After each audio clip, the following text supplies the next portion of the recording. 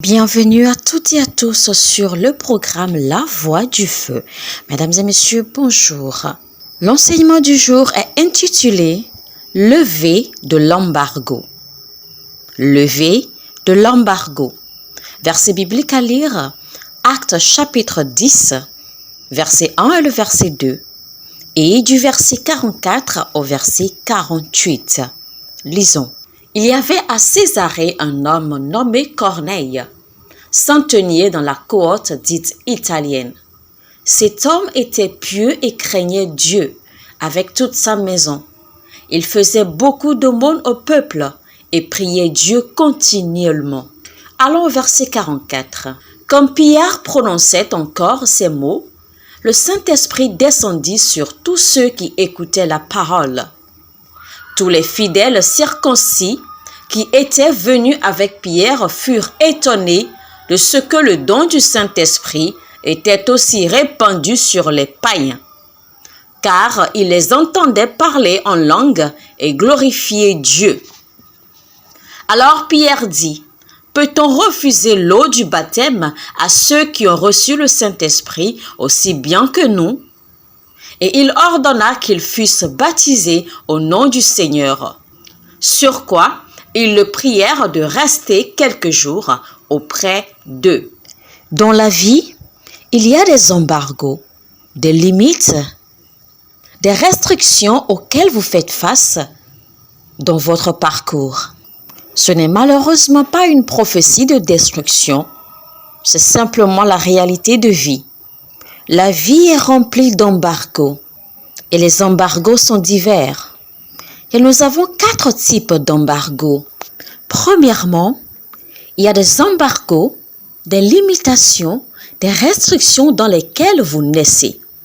C'est-à-dire que vous venez au monde rencontrer ces embargos de par votre connexion biologique avec votre père ou votre mère.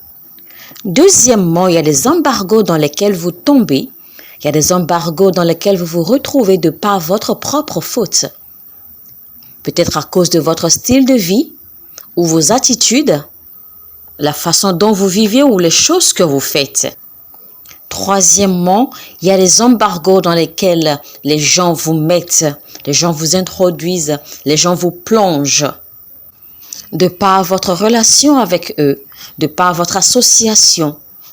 Et quatrièmement, il y a les embargos que l'enfer pose sur vous quand vous avez été prédestiné à un destin glorieux, à un destin extraordinaire, à un destin hors du commun. Vous n'êtes pas venu au monde tomber dans ces embargos. Personne ne vous a mis ces embargos dessus. Vous ne vous êtes pas retrouvé par votre propre faute dans ces embargos. Mais parce que vous avez un destin glorieux, un destin extraordinaire, un destin mis à part, l'enfer se charge de lancer un embargo contre vous. Parce que vous avez été choisi du milieu de la multitude. Les embargos, ce sont des jougs. Et si vous ne comprenez pas bien le verset que nous avons lu, je vais expliquer, vous allez mieux comprendre là où je m'en vais.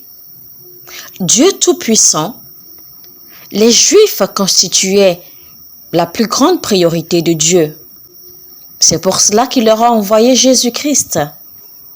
Mais les Juifs n'ont jamais cru en Jésus-Christ parce que dans leur mentalité, dans leur pensée, dans leur intention, ils pensaient que le Christ, le Messie, serait quelqu'un qui tomberait du ciel avec beaucoup de puissance, avec beaucoup de gloire et de dominion, avec des anges partout tout autour de lui, pour venir les sauver. Mais ce dernier est né dans une mangeoire.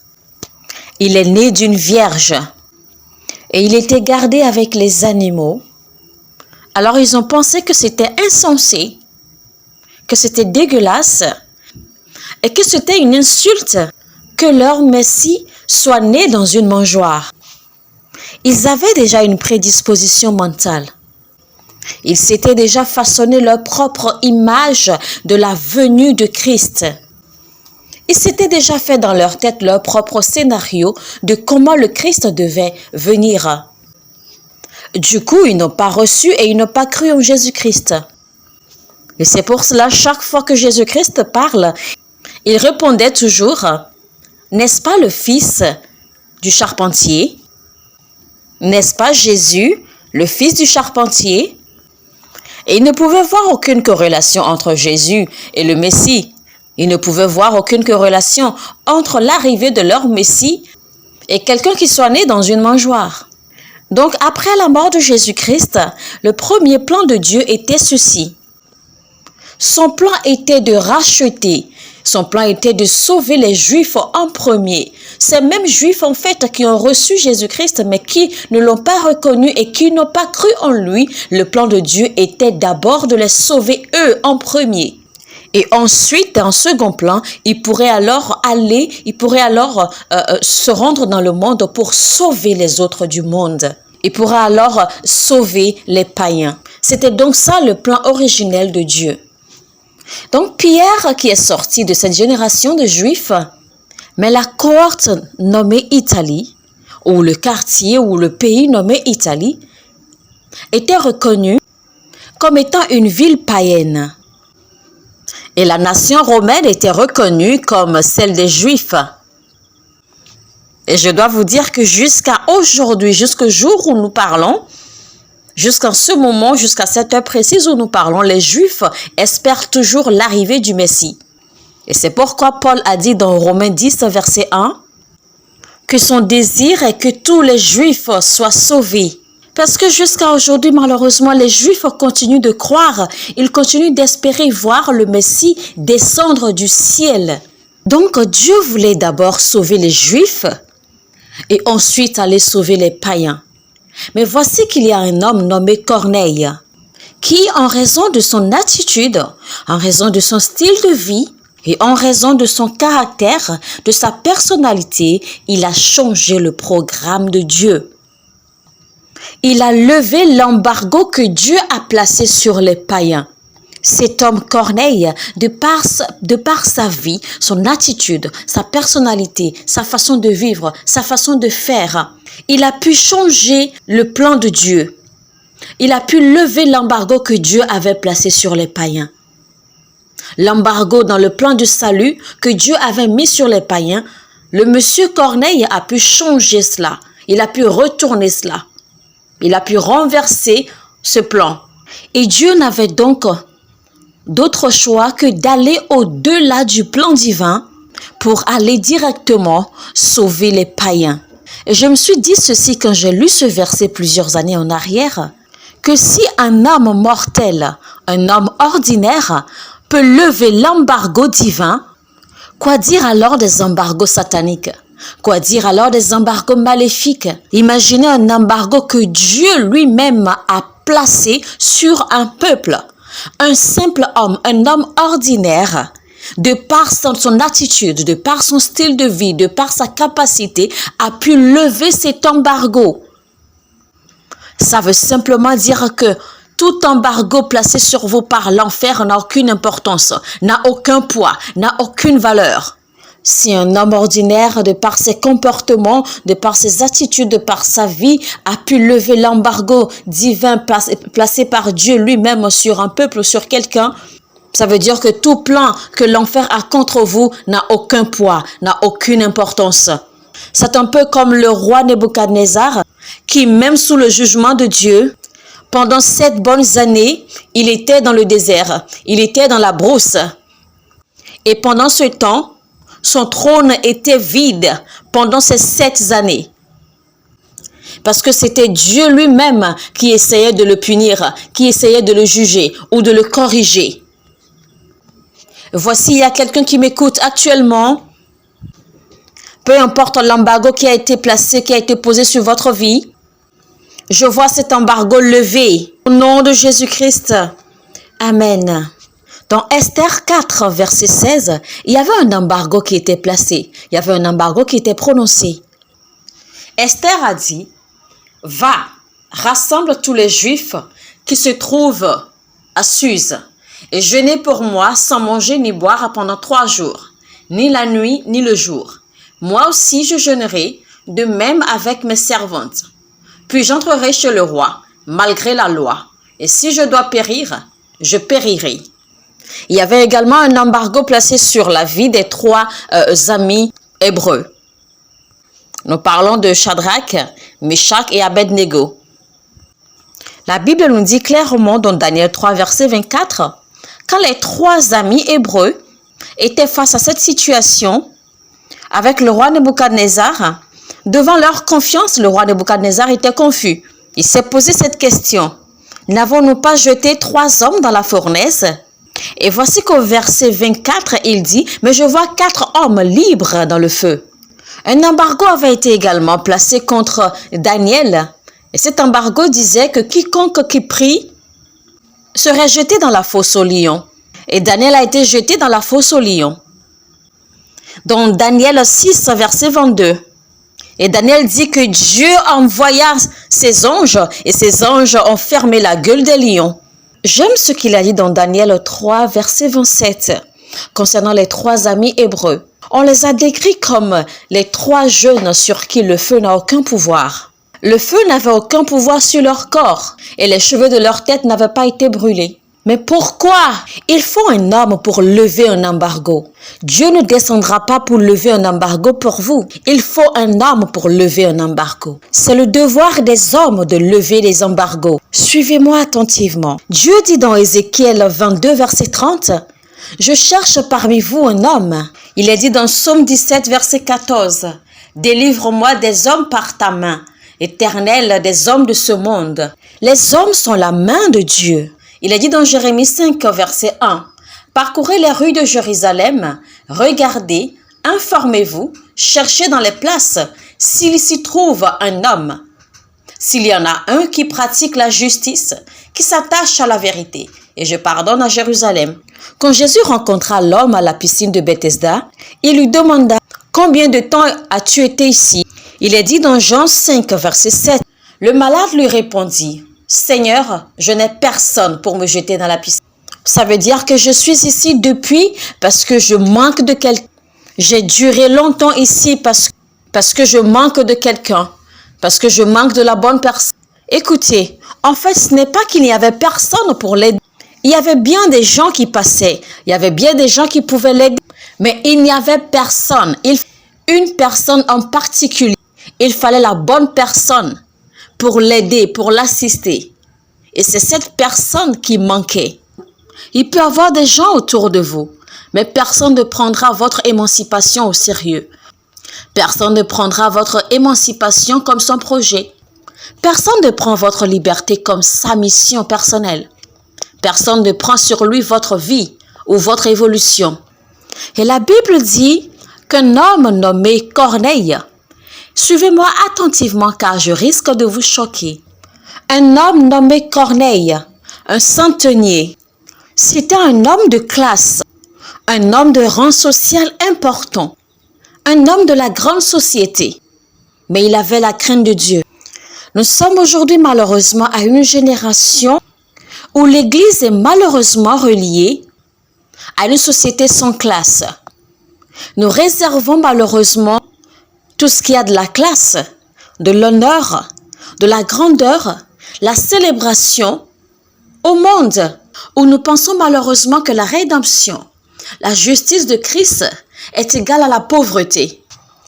Nous sommes à une génération, malheureusement, quand tu vois ton camarade de classe qui a des examens à reprendre ou qui doit reprendre une classe, tu le peins directement de garçon d'église. Nous sommes à une génération, malheureusement, quand tu vois une personne démunie, une personne sans classe, une personne pauvre, mais qui est habillée en costume, la première chose qui te vient directement à l'esprit, c'est qu'il est un pasteur. Corneille était un homme riche. Il était un homme de la grande société. La Bible a dit qu'il faisait partie de la cohorte nommée Italie. La Bible dit dans Genèse 13, verset 22, « Abraham était immensément riche. » Abraham était un homme qui aimait énormément Dieu, qui suivait Dieu, qui servait Dieu. Mais il y avait la bénédiction de Dieu sur sa vie. La Bible dit dans Proverbe 10, verset 22, « C'est la bénédiction de l'Éternel qui enrichit, et il ne la fait suivre d'aucun chagrin. Elle ne rend pas les gens incapables. Elle ne rend pas les gens pauvres. Elle ne démunit pas les gens. Elle ne rabaisse pas les gens. La bénédiction de Dieu bénit les gens. La bénédiction de Dieu élève les gens. La bénédiction de Dieu enrichit. » La Bible dit dans Psaume 112, verset 3, concernant l'homme qui craint Dieu. « Il a dans sa maison bien-être et richesse, et sa justice subsiste à jamais. » Genèse 26, verset 13.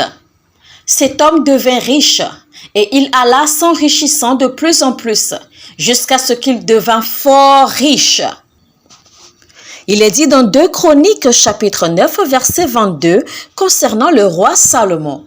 « Le roi Salomon fut plus grand que tous les rois de la terre par les richesses et par la sagesse. » Nous sommes malheureusement à une génération des hommes d'église et sans classe.